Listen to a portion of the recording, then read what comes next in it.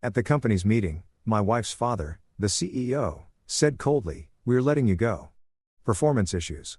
When I got home, my wife handed me a list of homeless shelter and said, "Now that you're jobless, I don't need you anymore." I left silently. Few days later, she and her father called me 164 times.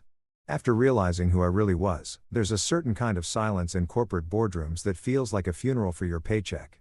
That's the sound I walked into that morning, 15 minutes early, because being punctual is apparently the last shred of professionalism I have left.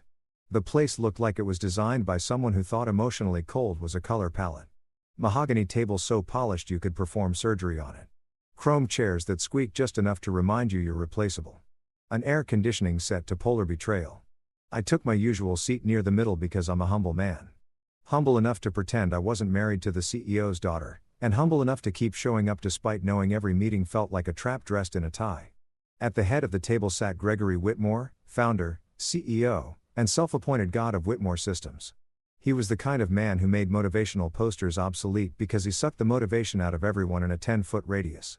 Next to him sat Tracy from HR, whose personality was somewhere between a beige wall and a dial-up tone, and two board members who looked like they'd rather fake their own deaths than attend another one of these. I sat down, nodded politely, and waited for the inevitable. "Evan," Gregory started, his voice smoother than a tax audit. "Thank you for joining us." "Oh, it's my pleasure, Greg. I love being ambushed before breakfast." He shuffled some papers dramatically, probably for effect since men like him think rustling paper equals authority, and gave me a smile so forced it might have needed physical therapy afterward. "We've reviewed your department's performance," he continued. "And unfortunately, the results aren't meeting expectations. Now, for context, my department's results were responsible for saving this company from 3 cyber attacks, optimizing their system efficiency by 41% and boosting their annual report credibility enough to keep Gregory's yacht dreams alive. But sure, performance issues." I resisted the urge to laugh because HR was there and Tracy documents joy as a disciplinary concern. "Performance issues." I repeated, keeping my voice calm, though internally I was performing stand-up comedy in my head. "That's interesting considering last quarter's numbers beat projections by what was it? 1.5 miles." Gregory gave me that corporate smirk, the kind rich men practice in the mirror when they know they've already won. "This isn't personal, Evan. It's business." "Ah," the universal line people use right before they stab you with a smile. He slid an envelope toward me like it contained anthrax. "Your termination letter effective immediately." He even had the nerve to use my full name on the top line, Mr. Evan Rivers.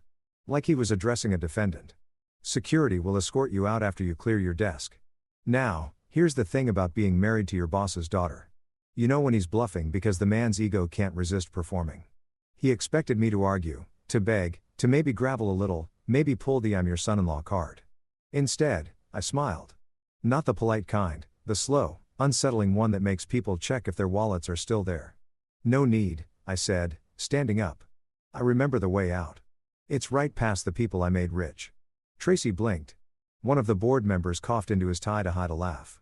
Gregory froze for a second, like someone had glitched his software. I took the letter, tucked it neatly into my briefcase like it was an invitation to my own liberation, and buttoned my jacket. As I headed for the door, I caught my reflection in the glass, calm, collected, but with that twitch of disbelief you get when you realize the people you helped climb the ladder are now kicking it away. Gregory said something as I reached for the handle. Something like, "You'll regret this." But it came out muffled, drowned under the weight of his own arrogance. Walking out, the office looked different, like I'd been watching it under a filter, and someone finally turned it off. The interns avoided eye contact. The receptionist gave me that, "I wish I could hug you, but HR has cameras." Look, my ID badge felt heavier than usual. Symbolic maybe, or just irony's way of saying hello. I dropped the badge into the security tray and walked through the revolving door like a man exiting a cult. The cold air hit me like freedom wearing cologne. I half expected someone to run after me, shouting, "Just kidding." But no, silence. Pure uncut silence. The kind that says, "You're finally out, man." On the way to the parking lot, I thought about how surreal it all felt. Fired by my father-in-law for performance issues. This is the same man who once told me I was the future of Whitmore Systems. I guess the future got too smart for comfort. Maybe he thought getting rid of me would tighten his control. News flash, it just loosened my leash. By the time I got into my car, a black 2018 Tesla that Alyssa always said made me look like I was compensating for something. I was oddly calm. No screaming, no cursing, no dramatic soundtrack swelling in the background, just a quiet hum of realization. They thought they'd ended me, but they'd just signed a sequel. I drove out of the parking lot, past the building that had been both my paycheck and my prison. And as I waited at the red light, I saw Gregory's reflection in the mirrored lobby window, standing, arms folded, staring after me like a king watching a pawn escape the board. I gave a little wave, the kind that says, "You'll miss me when your servers crash," and pulled away. Traffic was light. The radio played some upbeat song that didn't match my mood. And for the first time in years, I didn't feel like I was on someone else's schedule. My phone buzzed twice. Alyssa. I didn't answer. I wasn't ready to explain to my wife that Daddy Dearest had just fired me. Knowing her, she'd probably asked if it meant she had to cancel her spa appointment. Halfway home, I stopped for coffee at this hole-in-the-wall diner where the waitress called everyone Han. And the coffee tasted like ambition and regret. I sat by the window, took a sip, and finally laughed. Not a bitter laugh, more like the kind that bubbles up when you realize the joke's on them. They thought they'd thrown me out. They'd actually set me free. Still, I replayed the meeting in my head. Every detail, every micro-expression, because I knew Gregory's type, men who confused control with competence. He'd built an empire on fear, on intimidation, on the idea that everyone was replaceable. Everyone except him. And that, my friend, is the Achilles heel of every self-made tyrant. They think they're invincible right up until the moment they trip over their own ego. I finished my coffee, left a tip big enough to make the waitress smile, and walked out with one clear thought. They had no idea who they just fired. They thought they'd taken my job, but they'd forgotten. I built the damn foundation they were standing on. Literally. As I got back into my car, the sun broke through the clouds in that dramatic movie way like the universe was throwing me a bone. I turned the ignition, grinned, and said to myself, "Congratulations, Evan. You just attended your own freedom party. Dress code fired. You expect sympathy. Maybe a shoulder squeeze or at least a 'we'll get through this' speech." What I got was my wife Alyssa sitting at the kitchen island in silk pajamas that probably cost more than my first car. Swirling wine like she was auditioning for a commercial called Divorce the Prequel. She barely looked up from her phone. "You're home early," she said in that tone people use when the pizza arrives before they're ready to tip. "Yeah," I said, setting my briefcase down. The company decided to go in a different direction. Apparently, that direction doesn't include me. Her head snapped up and I swear her eyes lit up like it was Christmas morning and she just unwrapped a new personality disorder. "Wait, you got fired?" she asked, leaning forward, smile creeping across her face like she'd been waiting for this exact headline. If love is patient and kind, whatever this was belonged in a horror movie. She reached into her designer tote, her emotional support purse, and slid a folded piece of paper across the marble countertop. It had that crisp, deliberate fold of something pre-planned. I unfolded it and found a list of homeless shelters. I blinked, looked at her, looked back at the list. Each shelter was neatly highlighted in pink with one circled and a note scribbled beside it. Free Wi-Fi. She sipped her wine like a Bond villain. "Now that you're jobless," she said, "I don't need you anymore." There's a moment in every man's life when he realizes he's not part of a marriage. He's part of someone's brand. This was mine. I stared at her, trying to process how a woman who once cried because I forgot to buy oat milk now looked like she was about to write an eviction notice on my forehead. "You had this ready?" I said, not really asking. She shrugged. "Greg told me last week that things weren't going well at work. I figured this was coming." Yes, Greg, father of the year, destroyer of careers, and apparently the family grapevine. "So," I said, trying not to laugh. "You had time to make a list. That's considerate. You even picked one with free Wi-Fi. Thoughtful." She didn't even blink. "You're not funny, Evan. You've been dragging me down for years. My friends are moving forward in life, getting sponsorships, launching brands, marrying up, and here you are still playing tech boy." I almost wanted to applaud. The audacity was Olympic level. "Tech boy? You mean the guy who's been paying for your yoga retreats, your car, and the half of this house your brand deals haven't touched?" "Details," she said with a smirk, pouring herself another glass of wine. "You should have aimed higher." I leaned against the counter, crossing my arms. "Funny thing, Alyssa, you said the same thing on our wedding night. That got a glare sharp enough to slice marble." She stood, the robe falling slightly off her shoulder like she practiced dramatic exits for sport. "You're not going to beg?" she asked, almost disappointed. "No," I said. "I don't do sequels." I grabbed my bag, just a duffel with some essentials, and started walking toward the door. She followed, laughing. Where are you even going? You don't have a job. You don't have a place. What? You think you're just going to wander off into the sunset like some movie hero? I looked back at her, smiling. No, Alyssa. I'm going to go find peace. You should try it sometime. Her face twisted. You'll come crawling back. Probably not. But hey, I said, patting the counter where her wine glass sat. Cheers to wishful thinking. I left before she could reply. The door clicked shut behind me, and I exhaled like I'd been holding my breath for years. The night air hit different, sharp, honest, almost friendly. I tossed my bag in the trunk and sat there for a moment, staring at the steering wheel. My reflection in the rear-view mirror looked like someone halfway between heartbroken and free. Maybe both. I laughed quietly to myself, fired by my father-in-law, dumped by my wife, and gifted a list of homeless shelters. You couldn't script irony better if you tried. I started the car and drove aimlessly for a while, the radio humming low. My phone buzzed with notifications, emails from Whitmore Systems HR. Exit procedure nonsense. The kind of digital paperwork that officially turns you into a ghost in their system. I ignored it. I was done being their punchline.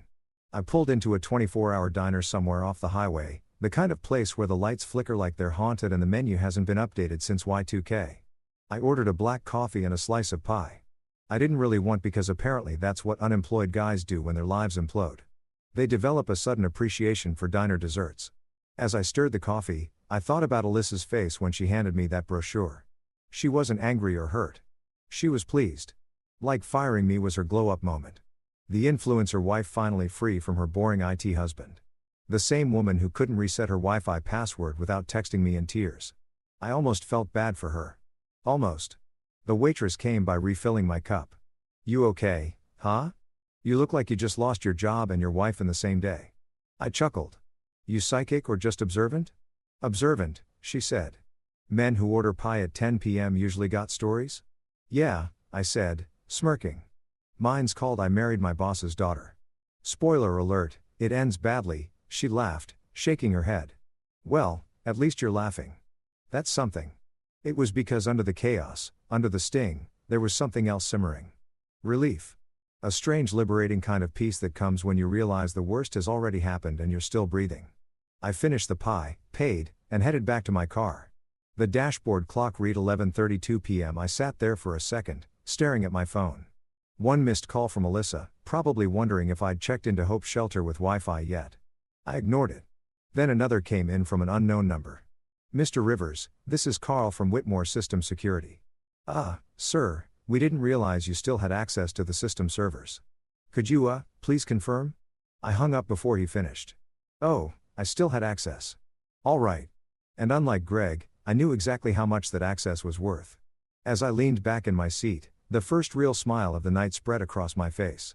They thought they'd buried me. They just handed me a shovel, and I was about to start digging in the other direction. I started the car again, this time with purpose. The road ahead looked open, dark, full of possibilities and revenge. Maybe sweet, calculated revenge. The kind that doesn't need shouting, just strategy. And as I pulled away from the diner, Alyssa's list of shelters sat folded on the passenger seat. I picked it up, glanced at it, and laughed out loud. Then I rolled down the window, and let it fly into the night air. Because if she thought I was homeless, she clearly forgot who built the house in the first place. Leaving without a fight sounds noble until you're packing a duffel bag with the same calm energy of someone deleting their entire Spotify playlist after a breakup. I didn't throw a tantrum, didn't smash a single wine glass, mainly because all the expensive ones were technically hers. I just left silent, composed, and inconveniently dignified. But inside, my brain was hosting a full-blown fireworks show of rage and relief. When I closed the door behind me, I felt the kind of quiet that usually follows an explosion. I checked into a small apartment across town, the kind of place where the walls had seen things and didn't judge you for yours. It wasn't luxury, no marble countertops or scent diffusers shaped like swans, but it was mine. I paid 6 months up front in cash because contrary to popular belief and my wife's assumptions, I wasn't broke. Not even close. Alyssa thought I was out there looking for a shelter with free Wi-Fi. Bless her clueless little heart. My father-in-law thought I'd be graveling for mercy within the week. Cute. What neither of them knew was that my bank accounts had layers like onions, or better yet offshore onions. Cayman onions. See, years ago, I learned that marrying into power means learning to play the long game. While Gregory Whitmore was busy building his empire of overpriced mediocrity, I was quietly building something smarter. My secret project, NexAware Technologies, started as a hobby, something I worked on during those useless IT support shifts Greg forced on me. I remember him saying once, "Son, some people are visionaries and some just fix the Wi-Fi." I smiled that day because I already knew which one I was. NexAware was a cybersecurity platform so advanced even Whitmore Systems couldn't crack it, and they tried. 3 years ago when they acquired it, Greg strutted around like he'd made the deal of the century.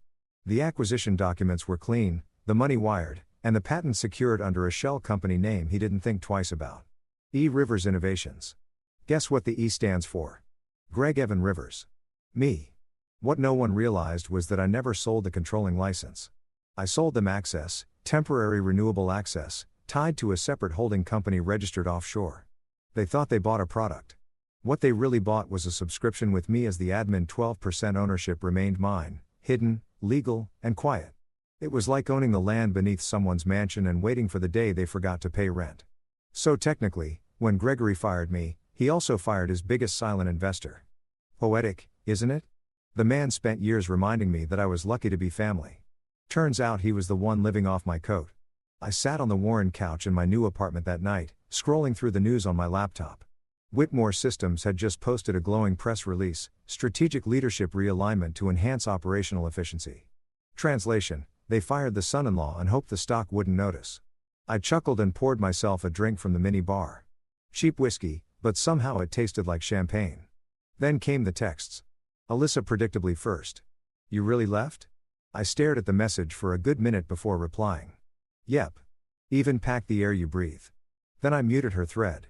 Next, a message from an unknown number. "Mr. Rivers, this is Kevin from Accounts.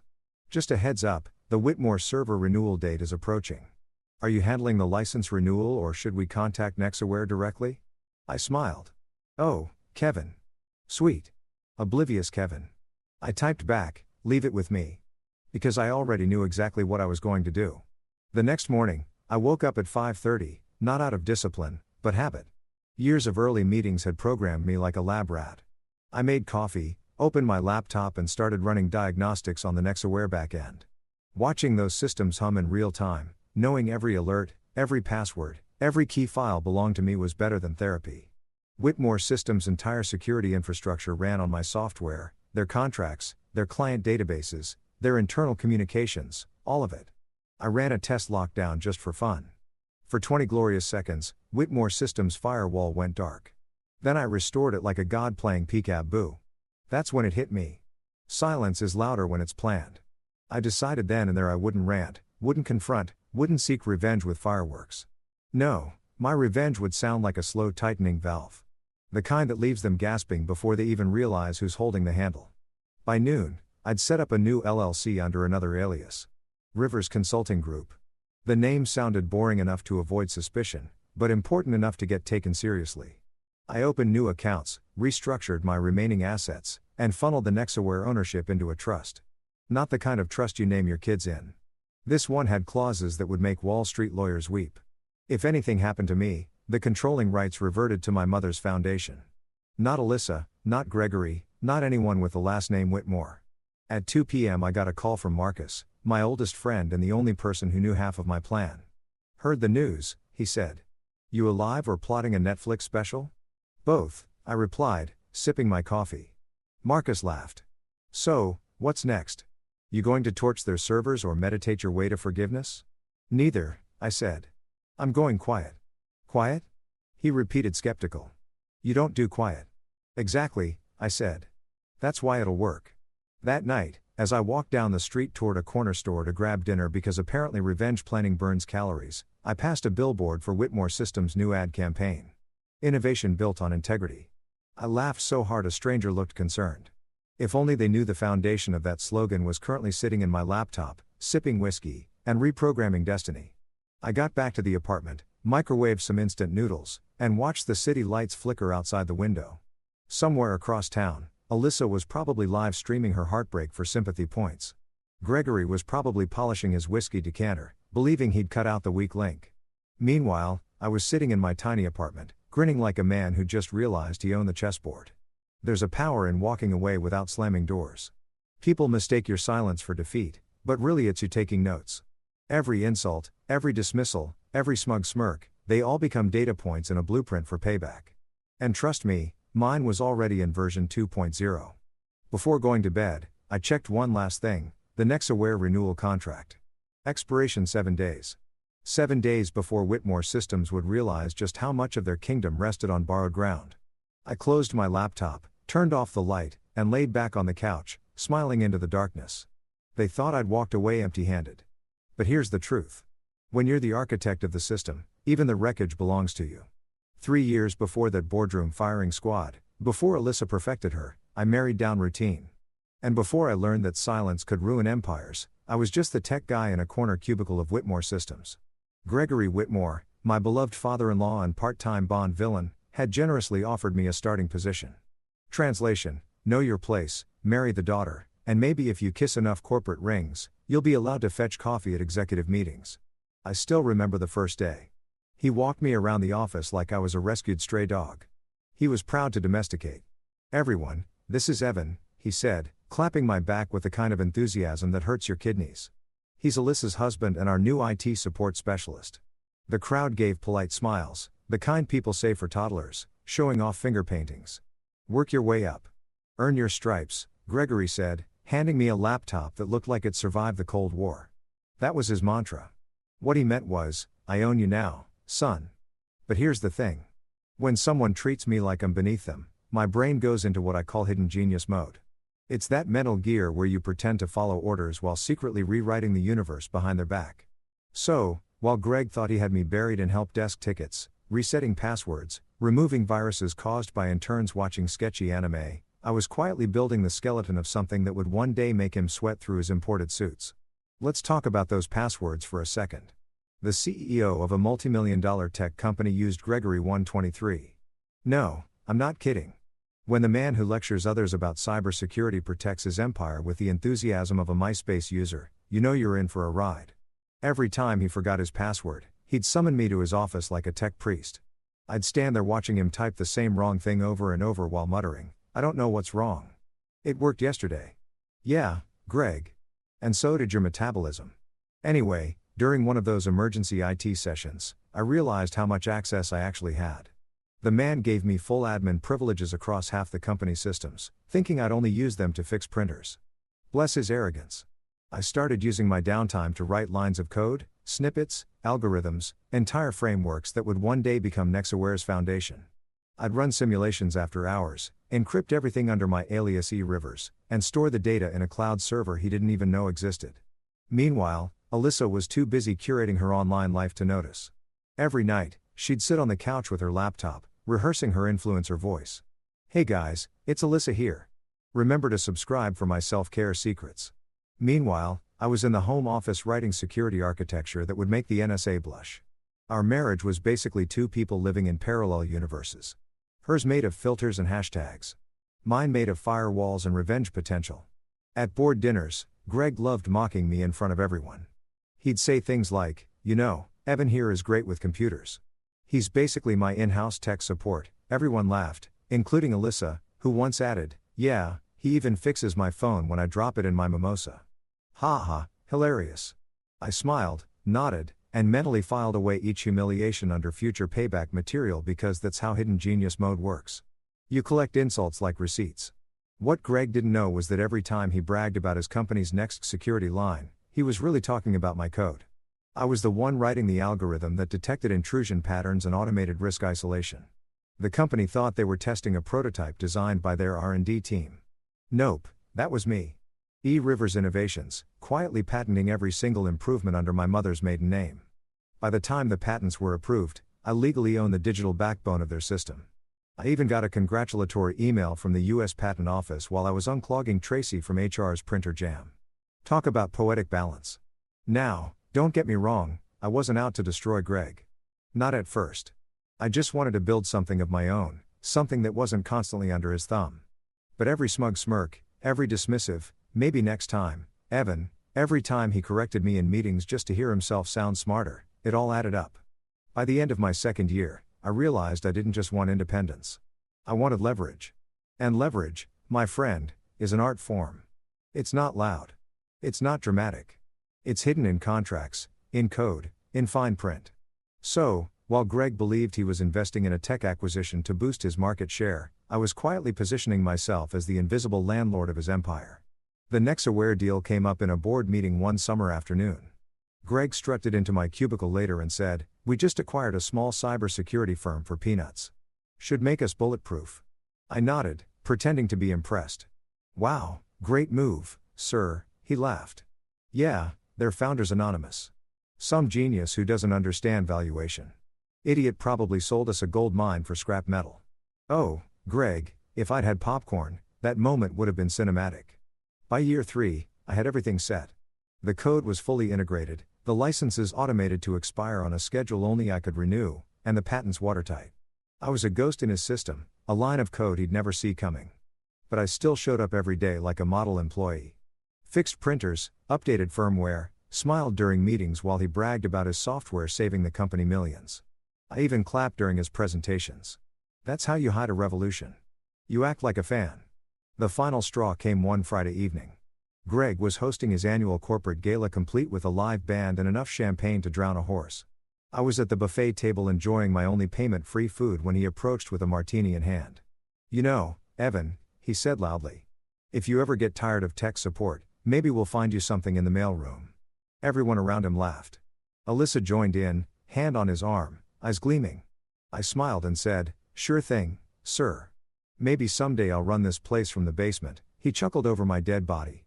Funny how life foreshadows itself. That night, I went home, opened my laptop, and looked at the digital fortress I'd built. Every line of code, every algorithm, every hidden control, all waiting. I didn't press the red button, of course. Not yet. But I saved the file under a new name, Insurance Policy. From then on, every condescending look Greg threw my way felt lighter. Every dismissive remark from Alyssa rolled right off because deep down I knew something they didn't. They'd built their world on the foundation of my genius. And one day they'd learn that foundations have expiration dates. So yeah, Greg built a company. But me, I built the back door. When you've spent years being underestimated, revenge doesn't arrive like thunder. It arrives like an email notification. Quiet, polite, devastating. The day after my silent relocation, I woke up to sunlight bouncing off my laptop and the sweet aroma of justice brewing in my coffee maker. My plan was simple. Cut the oxygen supply. Not metaphorically, financially, emotionally, digitally. I've been married into the Whitmore dynasty long enough to know where every artery was, and more importantly, which ones they didn't even know existed. Step 1, joint credit cards. Those lovely little rectangles that funded Alyssa's influencer lifestyle. Frozen one click and her Starbucks points were officially on life support. I imagined her face at some designer boutique card declined, voice quivering as she said, "That's impossible. I'm married to a Whitmore." "No, sweetie. You were married to a Rivers and he's done financing your delusion." Step 2, the private family trust account. Gregory always bragged about how bulletproof his family assets were. Bulletproof, sure, but not event-proof. The trust had a small maintenance clause tied to an old Nexaware subroutine, something no one ever noticed because it sounded like tech gibberish. The clause said that if the company's main server failed to validate the software license, the trust account's automated investment feed would pause. So, I paused it. Not enough to alert the bank, just enough to make Gregory's precious balance sheets twitch. Step 3, the masterpiece. Whitmore Systems Core Security Framework License. My license renewal date today. Their IT team probably thought it was a routine auto-renewal. Wrong. I declined it. Just click no, that's all. One single click and the company's firewall started coughing like a 90-year-old smoker. I leaned back in my chair, sipping my coffee, watching the digital chaos unfold through my private dashboard. Within an hour, I could see the internal pings escalating. System error detected. Client access unavailable. Network performance unstable. A music Gregory's company was glitching harder than a reality show reunion. By day 2, I got a text from Marcus. "Dude, you're on fire. Literally every tech forum is roasting Whitmore Systems." I chuckled and replied, "Oh, must be a sunspot problem." By day 3, Gregory's secretary accidentally called me by mistake. Right. Her tone had that mix of panic and politeness usually reserved for people talking to kidnappers. "Mr. Rivers. Hi. Hi. I think there's been a misunderstanding. Some of our systems are experiencing downtime, and Mr. Whitmore was wondering if you could take a look. Oh, sure. I said cheerfully. Just have him submit a support ticket through the employee portal. She hesitated. That portal seems to be down, too. I smiled into the phone. Well, that's inconvenient. By day 5, I woke up to 164 missed calls, most from numbers I recognized. A few from Gregory's lawyer, one from Alyssa, which I ignored because peace and stupidity don't mix. The news headlines were starting to catch wind of the unexplained disruptions at Whitmore Systems. Stock dropped 7%. I made pancakes. Later that day, I went grocery shopping. I was halfway down the cereal aisle when a familiar voice called out, "Evan." It was Brent, one of the junior developers from Whitmore. The kid looked frazzled, like someone who hadn't slept since dial-up. "Man, it's chaos in there," he said, grabbing his head. "Everything's failing. The backup servers are looping and Greg's in full meltdown mode. Rumor is they're calling in an external consultant." "Oh," I said casually, tossing a box of Frosted Flakes into my basket. "Hope they find someone qualified," he laughed nervously. "You always said they didn't pay attention to infrastructure risks." "Guess you were right." "Guess so," I said, smiling. "Take care, Brent. And hydrate." When I got home, I checked my phone again. Another message from Alyssa.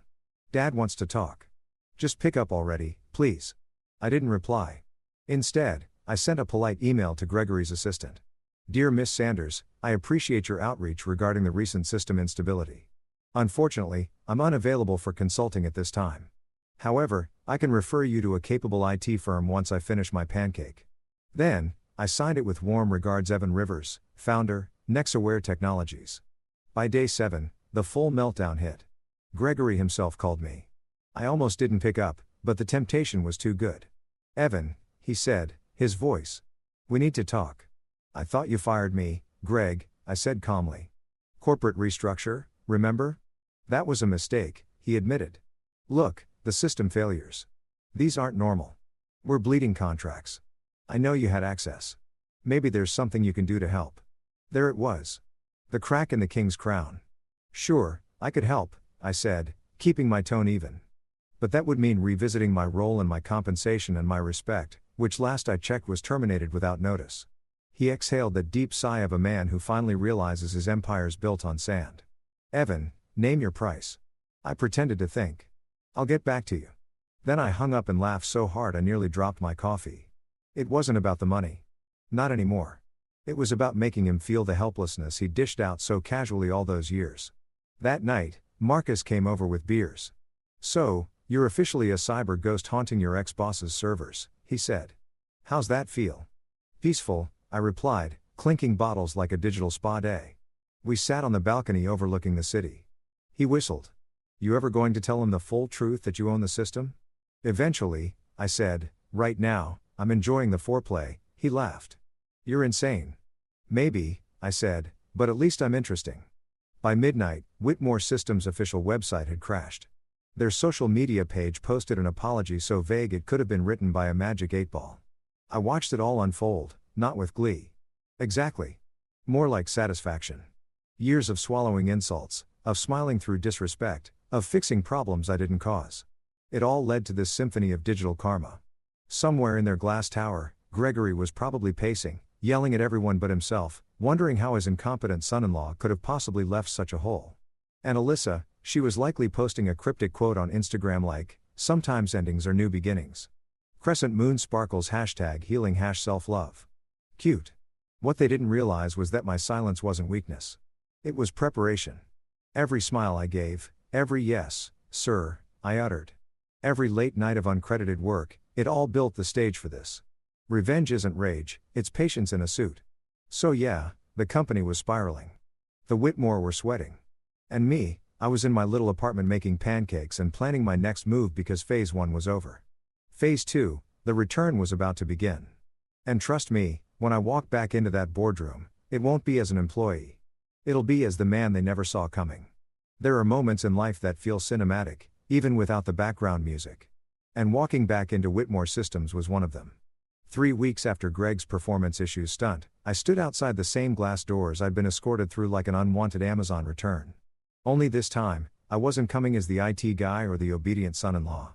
I was walking in as the man holding 70% of their digital oxygen supply. The building looked the same, sleek, sterile, humming with self-importance, but it smelled different. Panic has a scent, and this place reeked of it. The receptionist, bless her, froze when she saw me.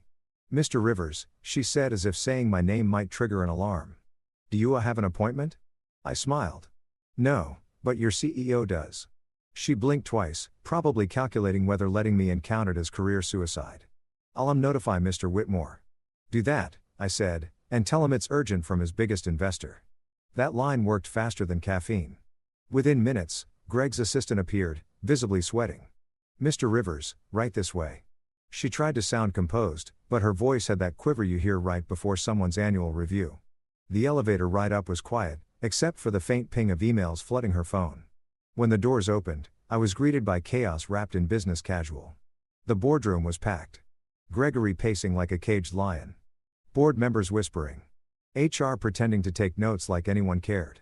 Tracy from HR shot me a look that said, "Oh God, he's back." Which only made me smile wider. Gregory turned when he heard the door close. His face went pale, the kind of pale reserved for ghosts and freshly fired CEOs.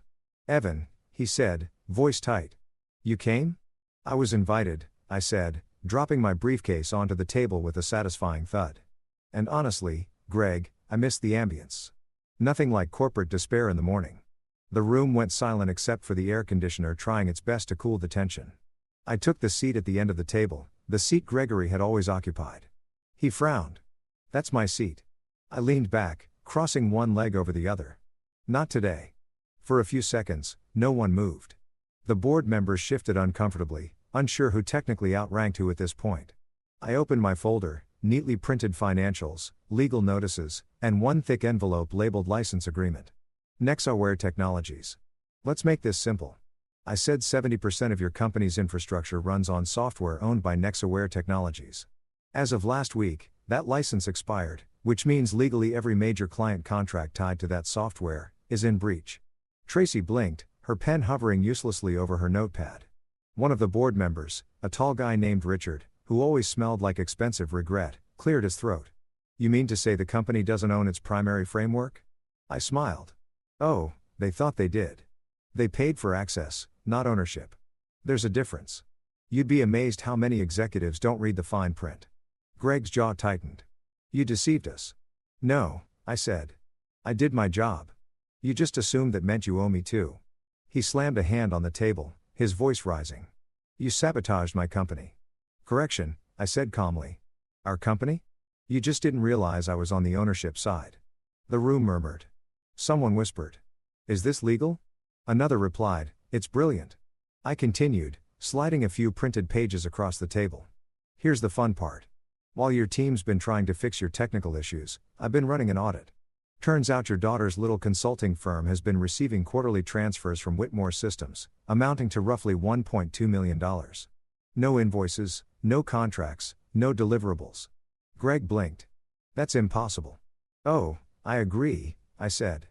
"That's why I printed the receipts." Literally, I flipped open a binder and turned it toward him. Neat columns of wire transfers, all linked to Alyssa's company. A Whitmore Creative Partnerships LLC. Tracy's jaw dropped. "That violates corporate ethics policy section." "Save it, Tracy." I interrupted. "We all know HR's ethics policy is mostly for decoration." Greg looked like someone had unplugged him. "You had access to all this." "Greg, I build all this. You gave me full back-end admin access when you made me your IT guy, remember? Said you trusted family. That was your first mistake." A long silence followed. You could hear the fluorescent lights buzzing. One board member finally spoke. "So, what do you want, Mr. Rivers?" I looked around the room, taking my time, letting them stew in the discomfort. "I want this company to run honestly, which as of now means Gregory Whitmore is suspended pending investigation into financial misconduct." Effective immediately, the board exchanged nervous glances. Richard cleared his throat again. "You can't just I can," I said, pulling out another document. For the bylaws of Whitmore Systems, any shareholder holding more than 10% of the company's intellectual property rights can call for an emergency board vote in the event of compromised leadership. Richard looked at the document, then at Greg, then at me. "He's right." Greg's face turned crimson. "You can't be serious. You're taking the word of him." Yes, Richard said, because he's the only one keeping us from bankruptcy right now. Gregory's lips parted like he wanted to argue, but all that came out was a choked laugh. You planned this? Of course I did, I said, closing the folder. You raised me in this shark tank and forgot I had teeth, too. Tracy, bless her nervous little heart, tried to regain order. Well, let's proceed with the formal vote. The vote took all of 10 minutes. 5 in favor of suspension, 1 abstaining, and Greg voting against himself. That part was awkward, but deeply satisfying. When it was done, Greg slumped back in his chair, staring at the table like it had personally betrayed him. You think you've won, Evan? He said quietly. You think this makes you powerful? I stood, gathering my documents. No, Greg. It makes me free. As I reached the door, he called after me. If you walk out that door, you'll regret it. I turned, met his glare, and smiled. I already did. That's why I'm not staying. I pushed open the boardroom door, and for a split second, I swear the universe slowed down just to let the poetic weight of it sink in. I'd entered that room years ago as the son-in-law, the lucky hire, the background tech guy. I was leaving as the man who'd quietly outplayed an entire corporation using nothing but patience and code. But before I could leave entirely, Alyssa appeared in the hallway. Of course, she did because irony loves timing. She looked perfect as usual. Hairstyled, phone in hand. The face of someone who just lost the Wi-Fi password to her own life. What did you do? She demanded. Fixed a bug, I said simply. Her eyes narrowed. You ruined my father. I tilted my head. No, Alyssa. Your father ruined himself. I just turned on the lights so everyone could see it. She stepped closer, eyes gleaming with that mix of rage and entitlement I'd once mistaken for passion. You're not getting away with this. I leaned in slightly, lowering my voice.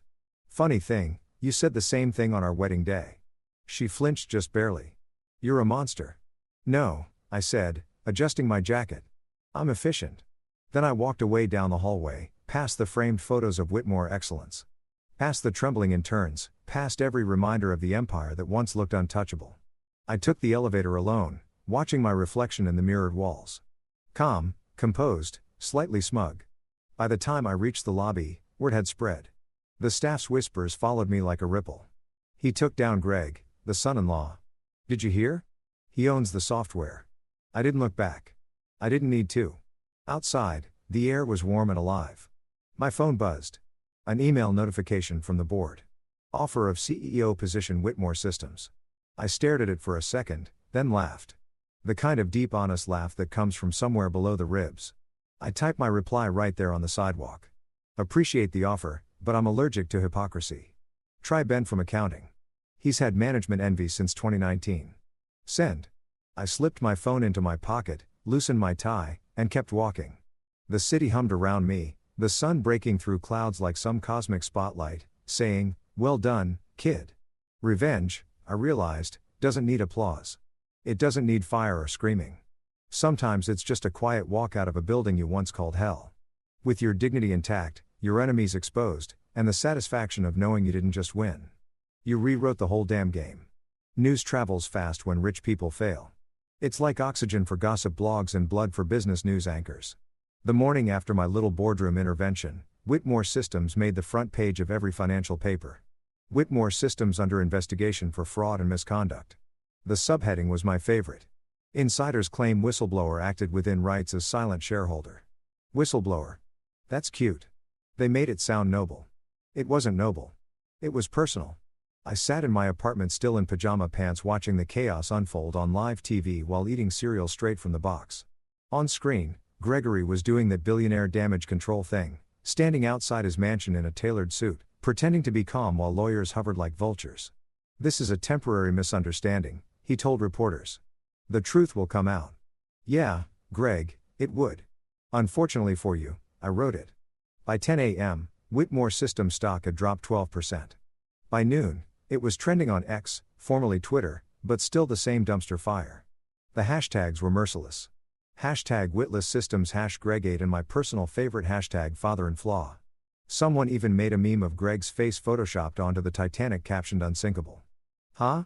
I nearly choked on my cereal. Meanwhile, Alyssa's name started popping up, too. Her consulting firm became the internet's new obsession. Screenshots of the financial transfers leaked. Her influencer sponsors quietly pulled their deals. And one brand even posted a statement. We at Radiance Cosmetics do not condone unethical business practices. Translation: we loved you until you became bad PR. Alyssa's followers turned on her with lightning speed. The same people who used to comment Queen Energy nail polish on her posts were now writing, guess karma doesn't come with a filter. She went from posting outfit of the day videos to posting nothing at all. Radio silence, which for her was basically an obituary. By mid-afternoon, I got a call from Marcus. Dude, you seeing this? They're imploding. I turned down the TV volume. I see it. They just announced Greg stepping down temporarily. And bro, Alyssa deleted her Instagram. Now that's serious, I said. The world might actually spin off its axis. He laughed. You're a menace, man. Correction, I said, leaning back on the couch. I'm retired, but retired didn't mean disconnected. I still had access to their internal systems, which I checked out of habit. Their servers were holding for now, but their internal communication threads were pure chaos. Executives panicking. Investors threatening to pull funding. One email even read, does anyone know who owns the Nexaware IP? Spoiler. Nope. The next day, my phone buzzed with a message from an unknown number. Evan, please tell them I didn't know. Alyssa. I stared at it for a good minute, thumb hovering over the reply button. Then I typed, you didn't know much, apparently. And hovered again. My better self deleted it. Silence was heavier. Silence made people feel their mistakes in surround sound. Later that afternoon, I took a walk downtown. It was funny how the world kept moving while someone else's empire crumbled. People ordering coffee, walking dogs, honking at traffic lights, completely unaware that somewhere a man who once called me a charity hire was watching his empire burn. There's poetry in that kind of oblivion. As I passed a newsstand, a headline caught my eye. Tech titan son-in-law exposes corruption inside the Whitmore scandal. There was a blurry photo of me leaving the boardroom, mid-smirk. I laughed. Great, I muttered. Now I'm the hero no one asked for that night. I poured myself a drink, good whiskey this time, not the discount stuff, and toasted the quiet. The kind of peace you earn after walking through fire barefoot and somehow coming out with both shoes. I checked my email one more time before bed and saw something unexpected. A message from Clara Jensen. Clara was an old colleague from my early days at Whitmore. One of the few people who treated me like a human instead of Greg's charity project. The subject line read, couldn't resist. The email said, just wanted to say I saw what you did. You turned corporate betrayal into a TED Talk. Drink soon. You deserve something better than instant noodles and revenge. I smiled. Clara always had a way with words. The following week, the investigation went public. Turns out the Securities and Exchange Commission doesn't appreciate creative accounting. The Whitmore's private auditors found discrepancies. Translation: they got caught cooking the books. Greg's offshore assets were frozen faster than last year's turkey, and he was forced to step back indefinitely. Alyssa's mother, Melanie, the walking Botox sculpture, fled to Arizona for spiritual detox, which is rich considering that woman's soul has probably been on airplane mode since 1987. As for Alyssa, she tried rebranding. She posted one last video, teary-eyed, voice trembling, playing the victim like it was Broadway. I didn't know what my father was doing, she said. And I never wanted to hurt anyone. The comment section was brutal. Girl, you knew. You were cashing the checks. We prefer our influencers with ethics, not offshore accounts. Her video went viral for all the wrong reasons. Within days, her management dropped her and her name became a punchline on late-night shows. Jimmy Fallon even said, if you think your family dinners are awkward, imagine being a Whitmore. Meanwhile, I started quietly rebuilding my life. Clara and I grabbed the drink she promised. A rooftop bar overlooking the city. She raised her glass. To poetic justice, she said. To poetic coding, I replied. She grinned. You know, you could easily take over Whitmore Systems now. I shook my head. Nah, I'm done babysitting billionaires. I'd rather build something new. And I did. Within a month, I poured a portion of my settlement money into something I called the Thomas Rivers Initiative, named after my late mother. It was a scholarship program for young programmers from low-income backgrounds. Kids who reminded me of myself before I learned to smile through boardroom humiliation. We launched with a small press release. Nothing flashy, but the applications flooded in. Turns out when you stop trying to impress the world that burned you, it starts looking at you differently. One afternoon while reviewing applications, I got another call from an unknown number again. Against my better judgment, I answered. Evan, it was Alyssa. Her voice was raw, Unfiltered. Ah, I said the internet's favorite cautionary tale. She ignored the jab. I just wanted to say, I never thought you'd actually do it. Do what? Stand up for myself. I didn't mean it like that, she said quietly. Dad's destroyed. Mom's gone. And me? I can't even walk into a coffee shop without someone whispering. Sounds like karma's got good aim. Silence. Then she said, are you happy? I hesitated. Yeah, happier than I've been in a long time. You're enjoying this? She accused, voice cracking. Not really, I said. Enjoyment implies it was fun. This was necessary. She sniffed like she wanted to say something else, but instead she whispered, goodbye, Evan. Goodbye, Alyssa. I hung up and sat there for a long time, staring out the window. The city lights blinked back like a Morse code message. I didn't need to decode. I wasn't angry anymore. I wasn't vindictive. I was just done. The world eventually moved on. The Whitmore scandal became old news, replaced by newer disasters and fresher memes. Greg's name still popped up occasionally in lawsuits, in think pieces about corporate accountability, and once in a charity gala brochure that hilariously listed him as former visionary. Alyssa resurfaced months later in a small town running a yoga studio called Renewal. I almost respected it almost. As for me, I kept building. Nexaware thrived, rebranded under my own name this time. No secrecy, no aliases. I even started mentoring young engineers, teaching them not just how to code, but how to read contracts, protect their ideas, and never let anyone treat them like disposable labor. One evening, Clara stopped by my office with takeout. You ever think about forgiving them? She asked between bites of noodles. I thought for a long second. Forgiveness is overrated, I said. Peace is better. She smiled. You really turned your pain into profit, I laughed. I call it emotional capitalism. Weeks later, I found myself back near the Whitmore building. The company had changed its name. Whitmore Systems was now Nexus Global because apparently slapping new on old sins makes investors feel better. I stood across the street watching employees come and go. Nobody recognized me. Good. I wasn't there to gloat. I was there to make sure the past really was behind me. The last time I'd walked out of that place, I was angry. This time, I just felt calm. There's something deeply satisfying about knowing you could destroy someone again, but choosing not to. That's real power. The kind that doesn't scream or demand attention. It just exists. As I turned to leave, my phone buzzed. An alert from one of the scholarship recipients. A kid named Malik had just landed an internship at a major cybersecurity firm. His message was simple. Mr. Rivers, thank you for believing in me. One day, I'll build something that changes everything. I smiled. Maybe he would. Maybe that's what all of this was for. Not revenge, not ego, but legacy. Because sometimes the fall of one empire is just the beginning of another. And this time, the foundation was clean. They say success is the best revenge, but I prefer to think of it as clarity with a payroll. When you've been through humiliation, betrayal, and a corporate soap opera that could win an Emmy. Rebuilding isn't just about bouncing back. It's about redesigning the entire blueprint. After the Whitmore fallout, I could have retired. I had more money than I'd ever need. A library of incriminating emails and front row seats to watch my enemies' Google reputations rot. But I wasn't interested in Nexaware relaunches under original founder Evan Rivers to provide next-gen cybersecurity with integrity. The word integrity wasn't just PR. It was a punchline aimed directly at Greg's ghost. 2 days later, my inbox exploded. Former Whitmore employees, good ones, the real brains, started reaching out. Hey, Evan, heard what happened? Any openings? It was poetic justice watching Greg's old talent crawl out from under his crumbling kingdom, looking for leadership that didn't come with a side of condescension. I hired 6 of them immediately.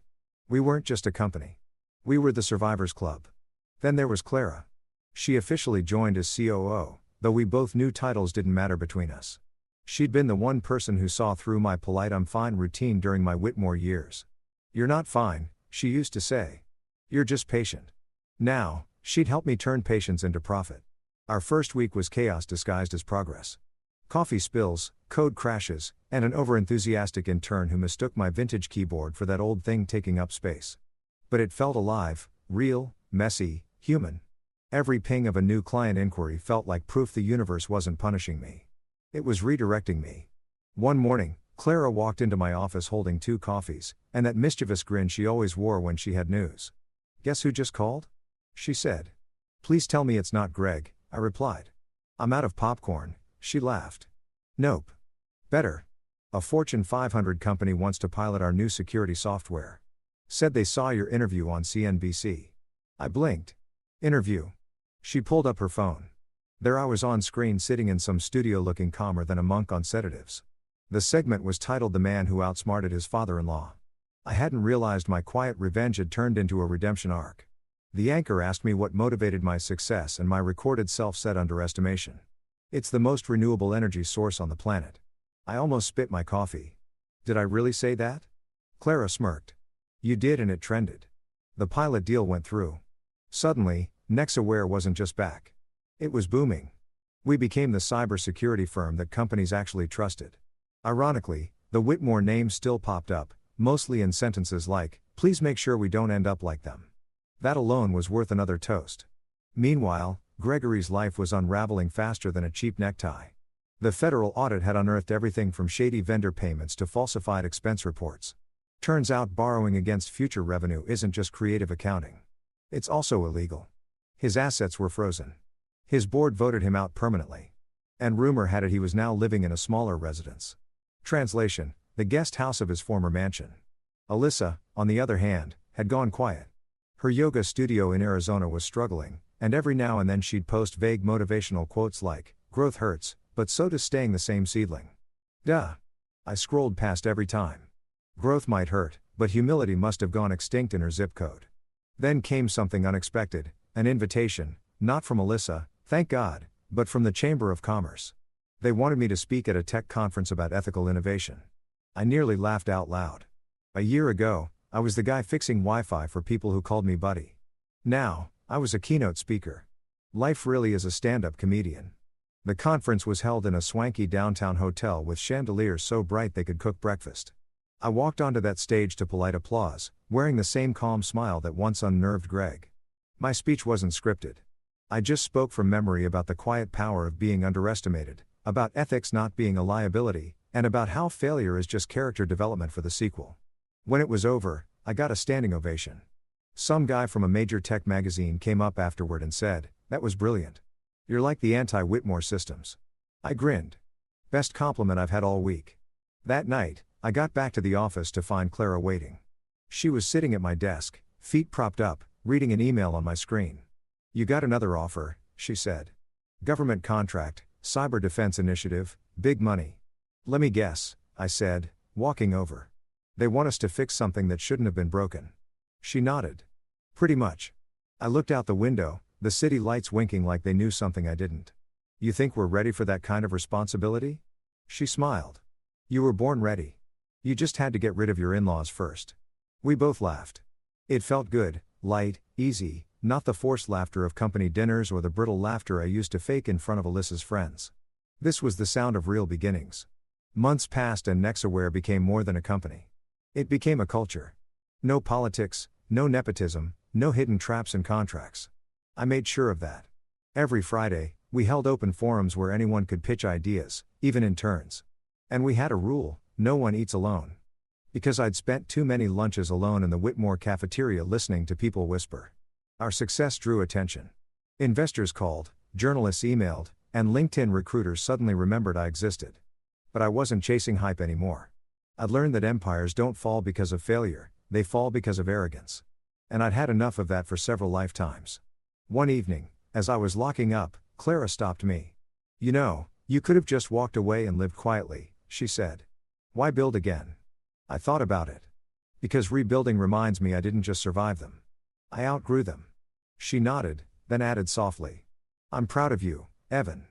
And just like that, something shifted. The tension, the unspoken history, the quiet connection between us. It was all there humming in the air. I didn't say anything. Neither did she. Some things don't need words. Weeks later, Nexaware hosted its first scholarship dinner for the Thomas Rivers Initiative. Seeing those young programmers, their eyes bright, their dreams unbroken, was like watching a different version of myself. I gave a short speech, mostly improvised. When I started in tech, I thought power meant being in control. Now I know it means giving it away. The room went silent, then erupted into applause. Afterward, one student approached me, a shy kid named Malik. "Mr. Rivers," he said, "I read about what you did with Whitmore Systems. It's inspiring." I chuckled. Kid, that's just a fancy way of saying I refuse to stay quiet. He smiled. Well, I'm glad you didn't. Driving home that night, I realized something. Revenge might have started this story, but redemption was writing the ending. The anger was gone, replaced with a strange, calm gratitude. Every insult, every humiliation, every betrayal, it all led me here. I pulled into my apartment garage and sat in silence for a moment, listening to the hum of the engine die down. My phone buzzed, a notification from an unknown number. Against my better judgment, I checked it. You were right. Silence does hurt more. No name, but I didn't need one. I stared at the message for a long time, then turned off my phone and smiled because finally I understood. The real rebuild wasn't the company or the money or the reputation. It was me. I wasn't the fired employee, the humiliated husband, or the lucky son-in-law anymore. I was Evan Rivers, founder, builder, survivor, and finally free man. And this time, I wasn't just rebuilding a life. I was designing a legacy. 2 weeks after the scholarship dinner, life had finally settled into something resembling peace. The kind of peace that doesn't need noise to prove it exists. The world had moved on from the Whitmore's implosion. And I had too, mostly.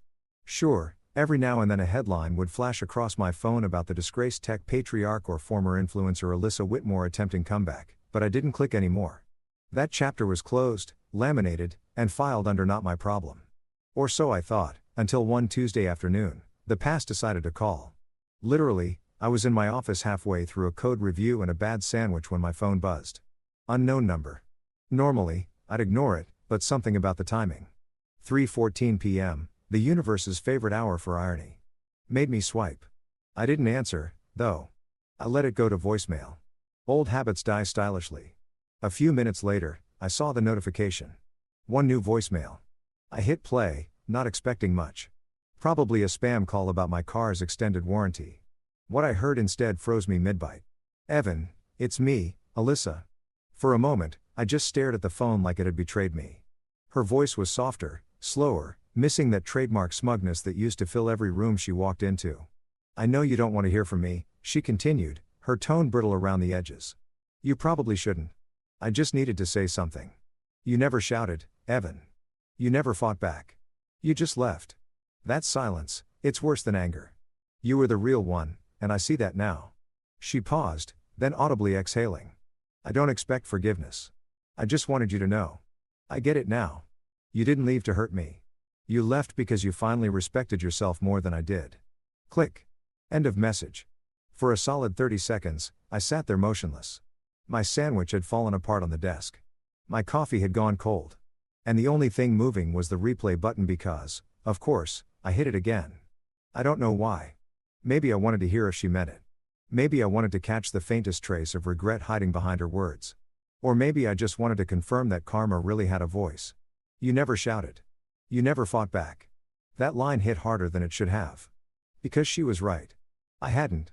When everything collapsed, when her father fired me. When she handed me that brochure for homeless shelters. I didn't yell. I didn't beg. I just walked away. And silence, it turns out, echoes longer than screaming ever could. After the second replay, I laughed, not bitterly, just the kind of laugh that slips out when life circles back with perfect irony. The woman who once accused me of being too calm was now haunted by that calmness. Poetic doesn't even cover it. Clara poked her head into the office. You good? She asked, eyeing the untouched sandwich and the expression on my face. Define good? I said, leaning back in my chair. She frowned. You look like someone who just read an obituary for an axe. Close. I said, I just listened to one. She arched a brow. Alyssa. Yeah. She called you. Voicemail. No tears, no theatrics. Just a neatly packaged apology with guilt sprinkles on top. Clara stepped in, crossing her arms. And how do you feel about that? I shrugged. Somewhere between indifferent and oddly amused. Like watching a car you used to own finally get towed. She smirked. That's disturbingly specific. Yeah, well, closure is a weird thing. You wait for it for years, then it arrives uninvited during lunch hour. Clara studied me for a moment. You're not going to respond, are you? No, I said. I think silence deserves to finish what it started. She nodded slowly, approving. Good. Because if you do, I'm confiscating your phone. Understood, ma'am. She laughed, gave my shoulder a quick pat, and left me to my thoughts. I hit play one last time, not for her words, but for the closure buried between them. You were the real one, Evan. That line lingered long after the message ended. I couldn't tell if she said it for me or for herself. Maybe both. That night, I didn't delete the voicemail. I just archived it like a relic, a digital tombstone for a version of me that used to need her validation. Then, because irony is my love language, I poured myself a drink, queued up a playlist titled Peace After Petty, and sat on my balcony, watching the city flicker below. The next morning, I got to the office early. Something about that voicemail had me wired in a strange productive way. I dove into work, tweaking a new Nexaware feature that used AI to predict cyber threats before they even hit. We called it the firewall that thinks ahead, kind of like me, really. Around noon, Clara popped her head in again. You're in early. Did you finally find your purpose or did insomnia win again? Both, I said. Apparently, heartbreak makes good caffeine. She laughed. So, what's next for the great Evan Rivers? You've conquered your demons, rebuilt your empire, made half the tech world jealous, and got a voicemail apology. What's left? I thought for a moment. Peace. Maybe some quiet success. No drama, no revenge arcs, just building something that lasts. Boring, she teased. Yeah, I said smiling. Beautifully boring. That afternoon, a journalist called asking for a follow-up interview. I said no. The last thing I needed was to become a soundbite again. They wanted to frame my story as from fired son-in-law to tech titan. I wasn't interested in the mythology. The truth was simpler. I got tired of letting other people narrate my story, so I wrote my own. Later that week, while reviewing scholarship applications, I noticed one essay that stood out. It started with, "Sometimes the smartest thing you can say is nothing at all." I read it twice, smiling to myself. The student talked about learning restraint, about choosing silence over reaction, and about how quiet strength often gets mistaken for weakness. I could have sworn fate was trolling me. I approved that application instantly. Life went on. The Whitmore name faded from the headlines, replaced by newer scandals. Greg was reportedly negotiating plea deals. Alyssa's yoga studio closed after 6 months. Her final Instagram post said, "Starting over again, this time for me." I didn't like it, but I didn't sneer either. Maybe she finally got it. Maybe not. Either way, I had work to do. One Friday evening, Clara and I closed up the office early and went for dinner. We ended up at a small Italian place where the lights were dim, the bread was free, and the wine didn't taste like disappointment. "You seem lighter," she said, swirling her glass. "Yeah, I admit it. It's weird. I thought I'd feel nothing after hearing that voicemail, but it feels peaceful, like finishing a book you hated, but still reading the last chapter." She smiled. Closure doesn't always come gift-wrapped. Sometimes it just shows up uninvited with bad timing. "Exactly," I said. "But I think I'm finally over it." "Good," she said. "Because you deserve someone who texts, not someone who leaves voicemails." I laughed. "You volunteering for the position?" She smirked. "Maybe, but only if there's health insurance." We clinkied glasses, and for the first time in a long time, I didn't feel haunted by the past. I didn't see Alyssa's face in every memory or hear Greg's voice in every doubt. It was just the present, messy, imperfect, and real. When I got home that night, I scrolled through my phone and hovered over the archived voicemail one last time. Then I pressed delete, not out of anger, not to make a statement, just because I didn't need it anymore. It had served its purpose. The silence had spoken louder than her apology ever could. I stood by the window, watching the city stretch beneath me. Somewhere out there, people were still chasing the validation I'd finally stopped needing. That's the thing about betrayal. It breaks you. But if you're lucky, it rebuilds you better. I whispered to myself, "You were the real one, Evan." And for the first time, I didn't need anyone else to say it. The next morning, I woke up early, grabbed coffee, and headed to the office. The sun was rising, casting gold over the skyline. And for once, it didn't feel like another day to fight. It felt like another day to live. The voicemail was gone, the ghosts were quiet, and my future had never been louder. Because sometimes the best apologies aren't heard. They're outgrown. There's a kind of revenge people expect. The cinematic kind, you know, fire, shouting, lawsuits, headlines, maybe a dramatic, "I told you so" with thunder clapping behind you for effect. That's not the kind I went for. Mine was quieter, cleaner. The kind that doesn't need an audience because the victory plays out naturally, one consequence at a time, like dominoes politely collapsing in your favor. I used to think closure meant confrontation, but now I know it's peace with a side of profit. By the time fall rolled around, life had found a rhythm. Nexaware was expanding faster than I expected. We'd outgrown our first office and moved into a sleek downtown building with frosted glass doors and a panoramic view that screamed Executive Redemption, Arkansas. The same city skyline that once looked like a battlefield now looked like a playground. Every morning I'd walk in, greet the team, grab coffee, and sit down in an office that still smelled like new paint and second chances. Clara, my partner in Chaos and Reason, was now officially COO. The staff adored her because she had that rare mix of competence and empathy that made people want to follow her into a storm. Together, we turned Nexaware into something Greg's empire could never be. Ethical, transparent, and actually functional. The irony, half our clients were companies fleeing the fallout of Whitmore Systems' collapse. It's almost poetic when your enemies fund your comeback. Speaking of Greg, word around the industry was that he'd settled his charges. He wasn't in prison, but he wasn't free either. His temporary leave from Whitmore Systems had quietly become permanent exile. The board voted him out and the company rebranded under new leadership. They even changed their name from Whitmore Systems to Weichant. I nearly choked when I saw the new slogan, integrity in every line of code. Oh, the irony. The company built on theft and arrogance now selling integrity like it came in a 12-pack. But the funniest part, they still used our software. My software under license. Every renewal payment that hit our account felt like a quiet blow from the people who once thought I was disposable. As for Alyssa, she became a ghost. Word was she'd left Arizona after her yoga studio failed and was living somewhere up north teaching online classes about self-awareness through adversity. I didn't follow her updates, but occasionally someone would send me screenshots.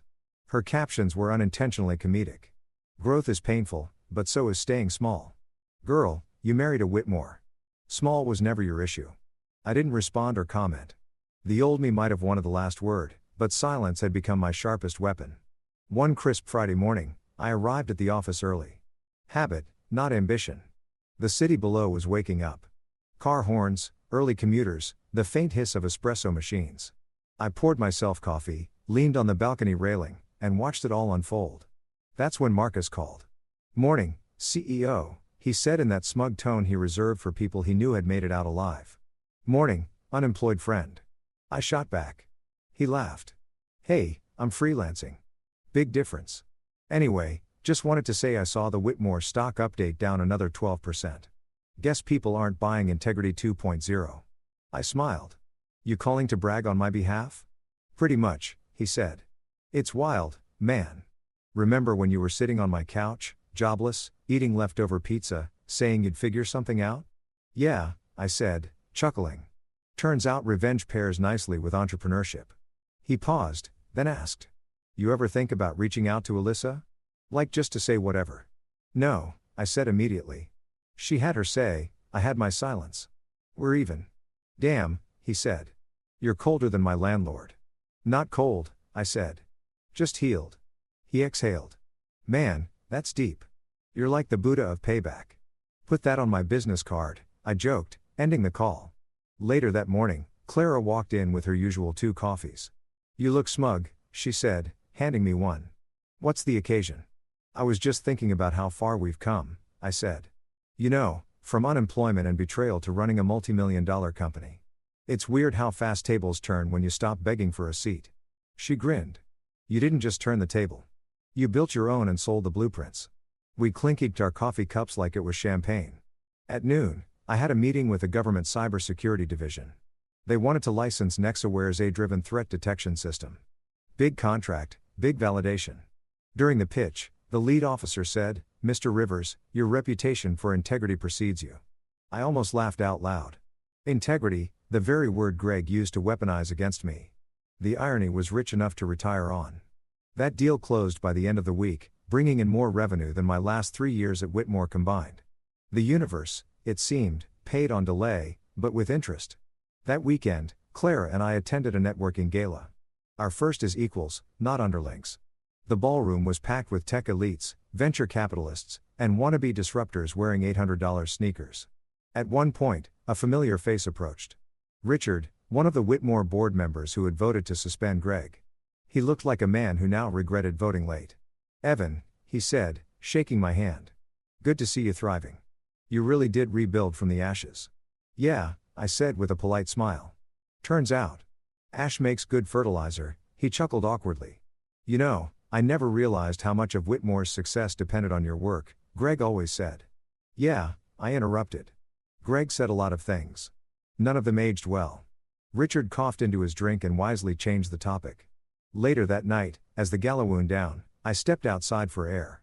The city skyline shimmered under the soft glow of street lights. I could still hear faint music from the ballroom, a jazz band playing something slow, thoughtful. Clara joined me, arms crossed against the cool air. Nice speech, she said. Thanks, I replied. Though I'm pretty sure half that crowd only applauded because I mentioned AI. She smiled. Still, you were good. Calm, confident, humble. I raised an eyebrow. Humble? Let's not stretch it. She laughed, bumping her shoulder against mine. Fine. Calm, confident, semi-humble. I looked at her, then really looked. For the first time in years, I wasn't pretending to be okay. I was. The pain, the bitterness, even the sarcasm, they'd become fuel, not chains. You know, I said, I used to think revenge had to be loud. That the only way to win was to make sure everyone saw it. But this, I gestured to the skyline, to the life we'd built. This feels better, Clara nodded. Because this isn't revenge, it's evolution. That line stuck with me long after the night ended. Evolution. Maybe that's what all of this had been. Shedding versions of myself that no longer fit. A few weeks later, I got an unexpected email from a familiar address. Gregory.Whitmore@wisintentech.com. The subject line read, "You won." I hesitated before opening it. Inside, there was only one line. I underestimated you. You deserved better. No signature, no excuses, just that. For a second, I almost felt sorry for him. Almost. But then I remembered the smirk he wore the day he slid that termination letter across the table and said, "Performance issues." I hit archive. Not delete, archive. Let him live forever in my inbox, just far enough from relevance. Months passed and life kept getting better. Nexaware expanded internationally. The Thomas Rivers Initiative tripled in size, sponsoring coding camps for kids who didn't even own laptops. And every time a news story popped up about Whitmore Systems' ongoing restructuring, I just smiled and turned the page. One quiet evening, I sat on my balcony again. Same city view, same soft hum of traffic. Clara had left after a long day of meetings, and I was alone with my thoughts. I poured a drink, leaned back, and let the silence wrap around me like an old friend. That's when my phone buzzed. A notification from Nexaware's accounting app. Another payment from Wykentech. License renewal complete. I laughed out loud. Every few months they still paid for access to the very system Greg once called overcomplicated nonsense. I raised my glass toward the skyline. Cheers, Greg. Thanks for keeping the lights on. The night air was cool, the city alive, and for the first time, I felt something better than victory. I felt balance. Revenge had done its job. It got me through the storm, but peace built the house afterward. Because here's the truth. They don't tell you about revenge. The loud kind burns out fast. It's fireworks. Brilliant but brief. But the quiet kind, the kind that builds, grows, and pays dividends. That's forever. So when people ask how I got over it, how I went from fired son-in-law to founder, from humiliated husband to headline success, I tell them the same thing every time. I didn't shout, I built. And silence, my friend, pays dividends. Then I finish my drink, close my laptop, and smile at the thought of Gregory somewhere out there seeing my name on his company's monthly expense report. That's not just revenge. That's poetic accounting.